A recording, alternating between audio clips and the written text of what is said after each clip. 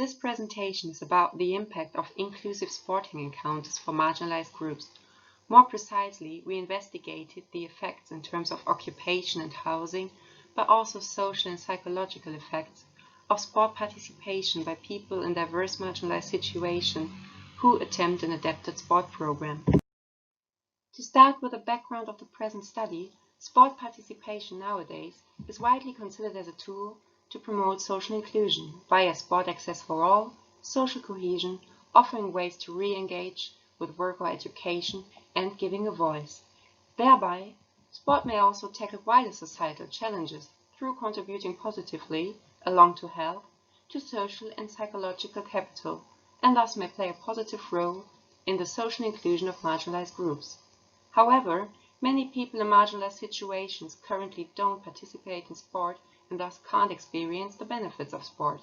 To change this, conventional sporting encounters need to be adapted to professional, collaborative, and tailor-made programs addressing people even in very marginalized situations. An example for such an adapted sport program is provided by the Life Goals Foundation.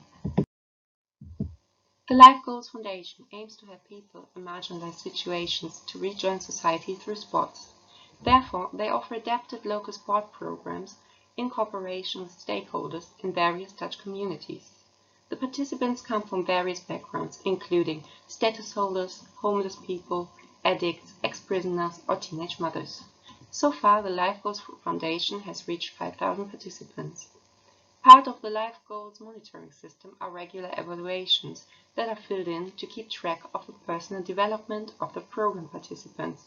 This unique survey material is made available for the SIZE project, the Calibrating Inclusive Sporting Encounters project, which is a multidisciplinary project aiming to make sport more accessible for different groups of socially marginalized people.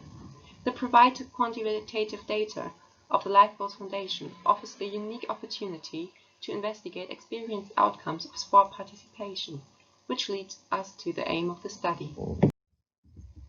The aim of this study is to investigate occupational and housing-related, as well as social, participatory, and mental health outcomes of sport participation by people living in diverse, very marginalized situations who attend an adapted sport program, namely a Life Goals program.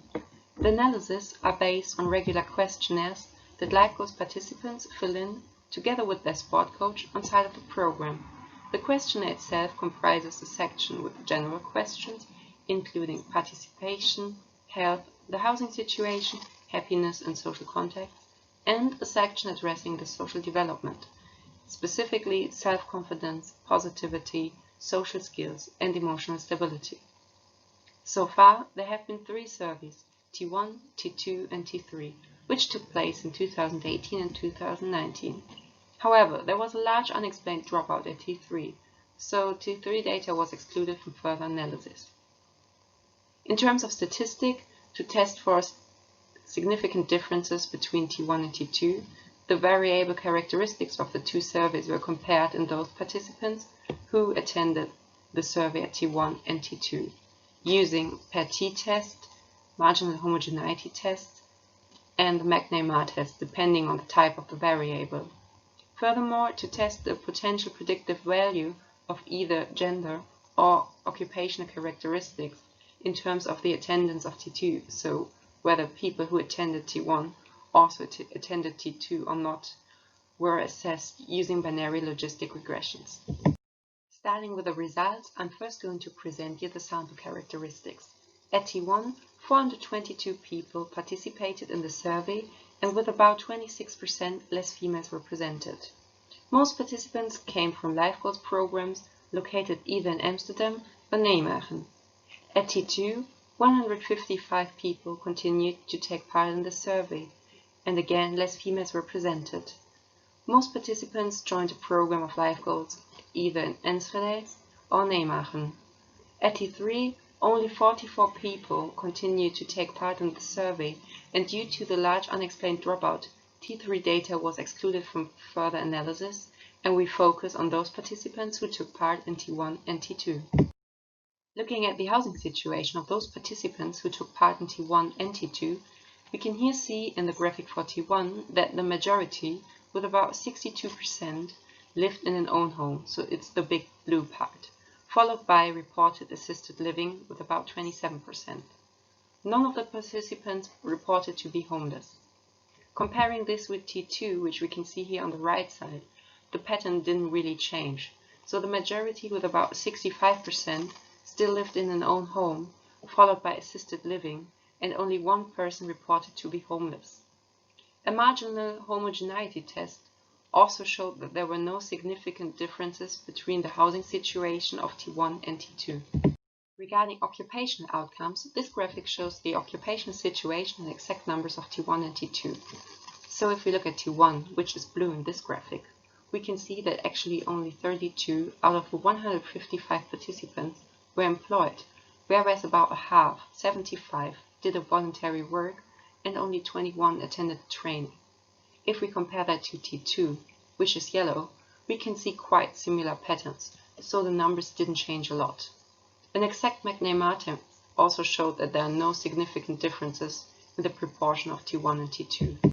So while there were no significant differences in terms of the housing and occupation situation at T1 and T2, there were significant differences in terms of participatory, social, and mental health characteristics, which are also shown in this graphic. So T1 is blue and T2 is orange, and what we can already see is that T2 always reveals slightly higher scores than T1. Performed pair t-tests confirmed that participation, social contacts, happiness, self-confidence, and positivity differed significantly between T1 and T2. Health, social skills, and emotional stability didn't change between T1 and T2 significantly, and there were further no decreases from T1 to T2. Last but not least, I'm going to present you the results of the binary logistic regression we performed to test whether either gender or the occupational variables reveal a significant predictive value in terms of T2 attendance, so whether people who took part in T1 also took part in T2.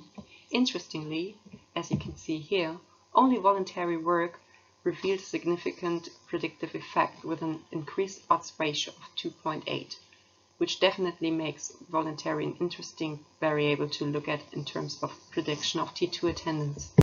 So summarizing the results I just presented to you, this study, in line with previous research, showed that there are various mental health, participatory and social benefits of sport participation by people in diverse marginalized situations.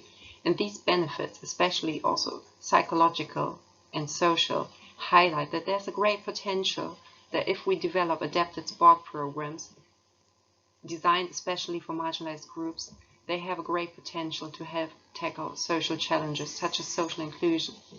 And therefore in the future it definitely might be interesting to look at voluntary work, as we found a predictive effect of voluntary work on T2 attendance.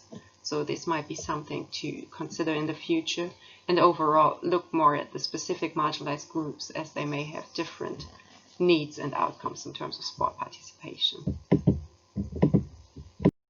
Here are the references to finish off, and thank you for your attention. I'd like to acknowledge that this research is made feasible by Sonnenwelle.